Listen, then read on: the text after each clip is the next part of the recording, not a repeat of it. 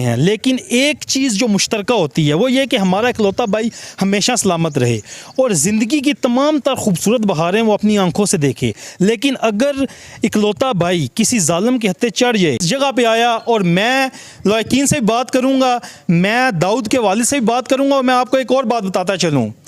कि वालिद के लिए अपनी जवान औलाद की मैयत उठाना सबसे बड़ा सदमा है, और ये सदमा अल्लाह ताला दुश्मन को भी ना दे। और जो बहनों के सर का ताज था, बहनों के बड़े ख्वाब होते हैं, हर बहनों के मुख्तलिफ ख्वाब होते हैं, लेकिन एक ख्वाब मुश्तरका होता है कि हमारे भाई जो ज़िंदगी की हर बहारें खुशी से देखे, लेकिन आज वो ज़मीन में दफन हो चुका है। दाऊद अली घर से निकला नमाज पढ़ने, तरावी पढ़ने निकला, लेकिन जब घर वापस आया तो अपने पाँव पे नहीं खड़ा था।